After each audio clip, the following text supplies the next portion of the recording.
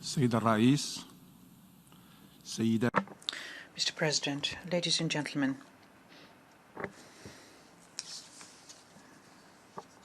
it is my pleasure to present a pre-recorded statement made by the Minister for Foreign Affairs and Cooperation of Mauritania, His Excellency Ismael Ould Cheikh Ahmed, in the course of the general debate of the 75th session of the General Assembly. Thank you. بسم الله الرحمن الرحيم وصلى الله على أشرف المرسلين. In the name of God, the merciful and the compassionate, may peace be upon all of the distinguished participants, Your Majesties, Excellencies, Secretary General of the United Nations, ladies and gentlemen. First of all, please allow me to congratulate His Excellency Mr. Volkan Bozkır, the permanent representative of Turkey, congratulate him on being elected to preside over the 75th session of the General Assembly. We wish him every success. I would like to also thank his predecessor, Mr. Tijani Mohamed Bande, permanent representative of Nigeria. Thank him for his effective and professional leadership of the deliberations of the 74th session of the General Assembly. I would also like to express my compliments to the Secretary General of the United Nations, Mr. Antonio Guterres. Congratulate him on the reforms he started and the efforts he is making at the head of the UN in order to maintain peace and security. Mr. President, ladies and gentlemen, the session is taking place at a time when the world is in the midst of a crisis, the COVID-19 pandemic. This is a crisis which has impacted all of the aspects of life in all corners of the world, and whose repercussions, tragic repercussions, continue to undermine hundreds of thousands of lives and to paralyze the global economy.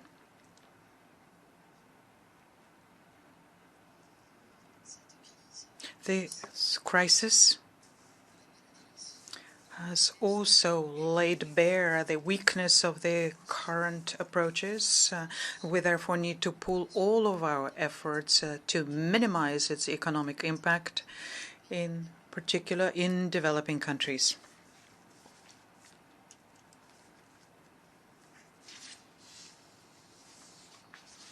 In the Islamic Republic of Mauritania, we undertook the measures necessary in order to contain the spread of the virus and to protect the poorest categories of the society. In fact, we have been monitoring the local markets in order to make sure that the prices do not rise too much, ensure that medications are distributed at fixed prices, and also extended help to thousands of poor households who have been hard hit by the pandemic and the economic situation. Mr. President, ladies and gentlemen, COVID-19 has had negative impact on our economic situation and also the economic situation of our African neighbors. The growth rate of the GNP has gone down, and our fiscal income as well. Our expenditure has gone up, and therefore resulted in a budget deficit. So we are appealing to yet once again for the cancellation of the external debt of African states to enable such states to deal with the economic and social consequences of the pandemic. Mr. President, ladies and gentlemen, as we celebrate this year as the 75th anniversary of this august organization, let's give thought jointly to the means of improving its performance in order to attain the sustainable development goals by 2030 in order to overcome the challenges we are all facing: environmental challenges, climate changes, health, education, stability, and development challenges. In this context, the President of the Republic, Mohamed Cheikh, launched a economic program based on the following: improving the infrastructure in order to have economic growth, provide assistance to economic sectors, stimulate demand, support production sectors, attain food security, support the private sector, both formal and informal, combat desertification and drought, and lastly, multiply job creation opportunities. This program will enable us to put our economy at the service of our public policies and to accelerate the economic growth. The economic growth that we would like to make sure is inclusive and is protecting the environment, and will allow us to go faster in attaining the 2030 Sustainable Development Goals.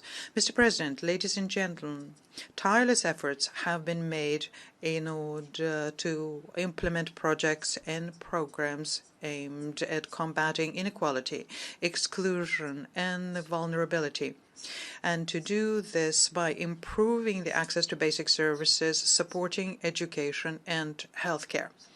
Furthermore, we have worked to consolidate the national unity and social cohesion, as well as improving the political landscape, strengthening the rule of law, good governance. These efforts also aim at improving our educational system to make sure that our children have the values of openness, tolerance, and freedom through the prism of our cultural identity. The goal is to improve the quality and effectiveness of our schools to make sure that they meet the needs of the job market. Now, on fighting poverty, we are committed to fighting social disparities and helping those who are in need. We therefore have created a special unit on national solidarity and combating exclusion, and have started a number of projects. A wide-reaching project in this regard in order to improve employment, means of subsistence, improve access to basic services, electricity, drinking water, healthcare, and education. We also launched programs to train the young people, to prepare them for the labor market, and to contribute to the country's economy. Considerable efforts have been made to promote the role played by women and their participation in the public life and in the political life. Mr. President, in order to attain sustainable development, we are focusing on independence, justice, human rights, consolidating democracy, and individual and collective freedom of the press, transparency of our political institutions, promoting the monitoring role by the Parliament, transparency in public affairs, and putting together a legal and regulatory mechanism in order to eradicate corruption. Mr. President, it's impossible to have development without security and vice versa, and that's why the Islamic Republic of Mauritania put together an effective strategy in order to combat terrorism and all forms of fanaticism. We're doing this thanks to an approach which takes into account the security, ideological, economic, and social approaches. When we were presiding over the deliberations of G5 Sahel, together with our regional and international partners, we have held intensive dialogues in order to come up with a roadmap on how to neutralize terrorism and eliminate its sources of funding. We took part in a number of meetings and hosted summits which has enabled us to move forward in our fight against violent extremism, our fight that has to be conducted fully in compliance with human rights. Mr. President, ladies and gentlemen, the countries of the Maghreb for decades have been suffering from the conflict in the Western Sahara. The position of the impartial position of Mauritania here remains unchanged. We have excellent relations with all of the parties in favor of the UN efforts here and the Security Council resolutions in order to come up with peace acceptable to all.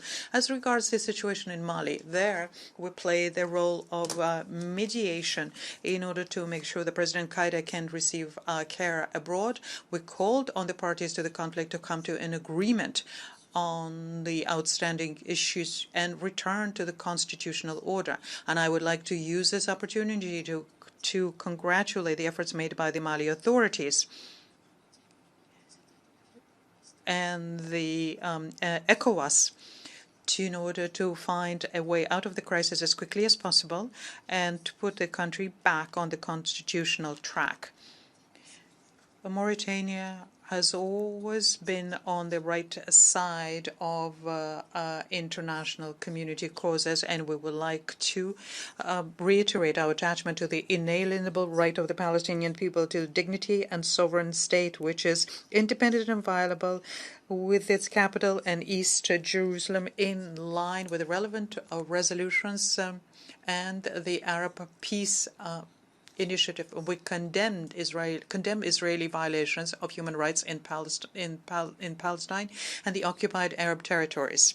We also support the international efforts made in order to have peace in Libya and preserve the unity of this country. As regards the situation in the Syrian Arab Republic, there must be a political solution to preserve the unity and the independence of this sister Arab country and to enable the Syrians to have dignified and peaceful and safe lives. As regards the situation in Yemen, he would like to express our support for legitimacy, and we plead for a peaceful solution in line with relevant international resolutions and Arab initiatives. We condemn terrorist attacks which are trying to